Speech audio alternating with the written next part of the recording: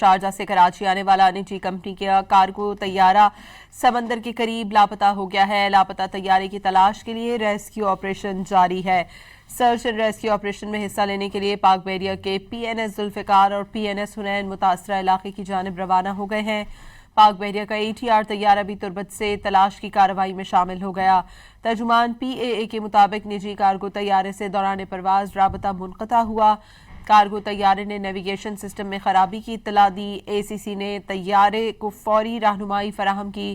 طیارہ اچانک تیزی سے نیچے آیا اور سمت تبدیل کی۔ کراچی سے تقریباً 155 ناٹیکل مائل مغرب میں طیارہ ریڈار سے غائب ہو گیا۔ نجی ایئر لائن کے کارگو طیارے میں عملے کے 5 ارکان سوار ہیں۔